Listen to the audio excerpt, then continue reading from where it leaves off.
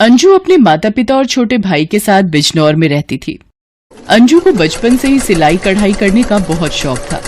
गृह विज्ञान की परीक्षा में जब 10वीं कक्षा में उसके सिलाई में सबसे ज्यादा नंबर आए तो वो अपनी माँ सुलोचना से बोली, माँ ये देखो मेरे गृह विज्ञान की परीक्षा में सबसे ज्यादा नंबर आए हैं। मैम बोल रही थी मैंने सबसे सुंदर फ्रॉक सिली है।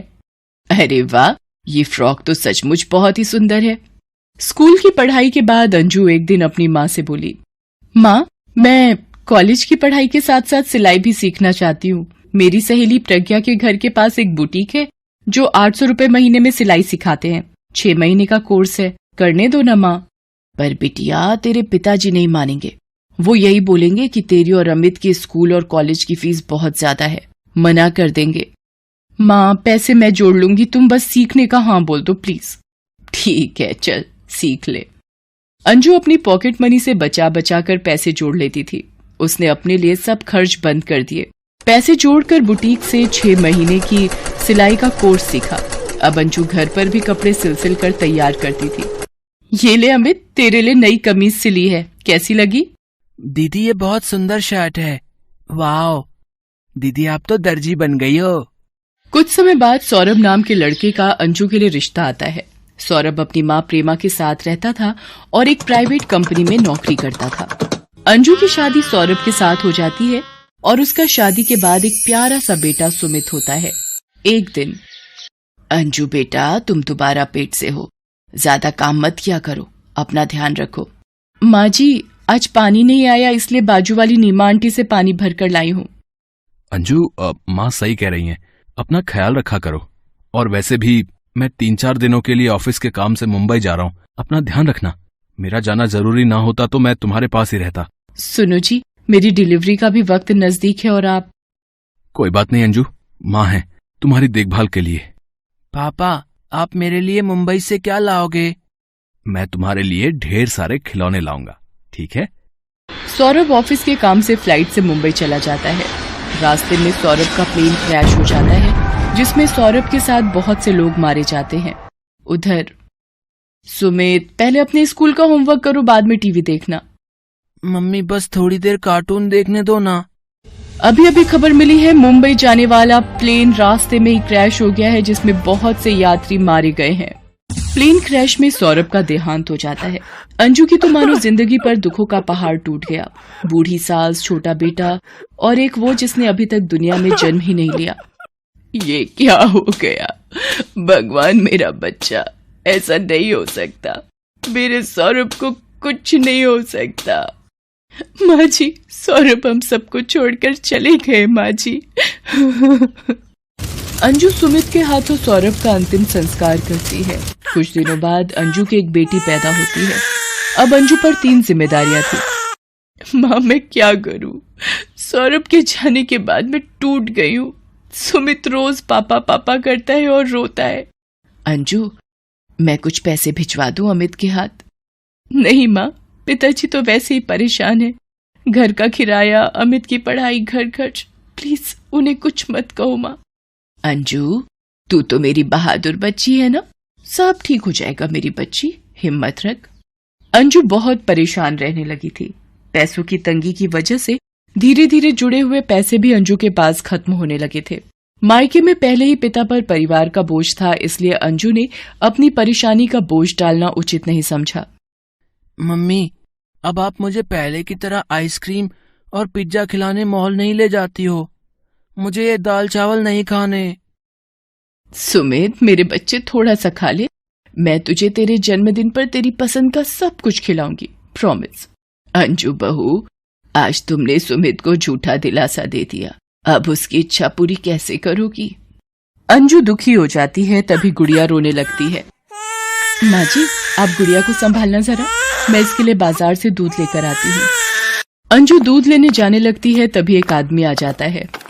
नमस्ते मैडम जी, मेरा नाम अविनाश है। जी नमस्ते, कहिए क्या काम है? पिछले 3 महीने से आपके फ्लैट का किराया नहीं पहुंचा है। मैंने सोचा खुद लेने आ जाता हूँ। 60,000 रुपए आपका 3 महीने का किराया है, 20,000 रुपए महीना के हिसाब से। अविनाश जी मुझे थोड़ा सा वक्त दे दीजिए, मैं किराया दे दूंगी। देखिए मैडम, मैंने पहले ही 3 महीने से कुछ नहीं बोला। अब मेरा पैसा चुकाओ, और अगर इतने महंगे किराए के फ्लैट में नहीं रह सकते तो मेरा फ्लैट खाली कर दो। मेरे पास और भी किराएदार आ रहे हैं जो अच्छा किराया देने को तैयार हैं। अंजू अपना सोने का मंगलसूत्र बेचकर अविनाश के फ्लैट का किराया भरती है और फ्लैट खाली कर देती है। अंजू बच्चों को और सास को लेकर दिल्ली आ जाती है। वहाँ एक बस्ती में उसे 1500 रुपए किराए का एक कमरे का मकान मिल जाता है। माँ जी, मैं पड़ोस में लगे सरकारी नल से पानी भर कर लाती हूँ। अरे भैया, 700 रुपए की लेनी है तो ले ले, वरना अच्छी खासी सिलाई मशीन है मेरी। वो तो उम्र के साथ अब नजर कमजोर हो गई है, वरना अपनी उम्र में मैं थोड़ा बहुत उधड़ा सिल ही लेती थी। रहने दो माँ जी, मुझे नहीं लेनी। 500 से ज्यादा नहीं दूंगा, इसके जंक खाई सिलाई मशीन है। रहने दे जा, मुझे नहीं बेचनी। महिला सिलाई मशीन वापस अपने पास रखने लगती है। तभी, अम्मा जी, क्या ये सिलाई मशीन आप मुझे बेच सकते हो? मैं आपको 700 रुपए दे देती हूँ। पहले तो इस गली में तुम्हें नहीं देखा, इस एरिया में नई आई हो क्या? जी अम्मा जी, मेरा नाम अंजू है, पहले मेरठ रहते थे, 2 दिन पहले ही दिल्ली आई हूँ। अच्छा, वैसे मेरा नाम सुशीला है। तुम ये मशीन खरीदना चाहती हो, ठीक है, पर तुम कुछ परेशान दिखाई दे रही हो। सुशीला अंजू के पड़ोस में ही रहती थी। अंजू अपने दुख को दबाए घूम रही थी। सुशीला के पूछने पर अंजू रो पड़ी और उसके दुख का सारा गुबार सुशीला के आगे फूट पड़ा। तुम रो मत अंजू, एक काम करो, तुम ये सिलाई मशीन ले लो और अपना दर्जी का काम शुरू करो। मैं तो वैसे भी ये मशीन बेच ही रही थी, अब तुम्हारे काम आ जाए, इससे बड़ी क्या बात होगी। आपका बहुत बहुत धन्यवाद अम्मा जी। सुशीला बहुत ही नेक दिल की महिला थी। अंजू ने सारी बात अपनी सास को बताई। 2 दिन बाद, अरे अंजू बिटिया कहाँ हो? अरे अम्मा जी आप? माँ जी, ये सुशीला अम्मा है। अंजू, ये मेरी भाभी रहने आई हुई हैं। साड़ी के साथ का ब्लाउज पेटीकोट शाम तक कोई दर्जी सिलकर दे ही नहीं रहा। रात को इन्हें शादी में जाना है, क्या तुम ये ब्लाउज पेटीकोट सिल दोगी शाम तक?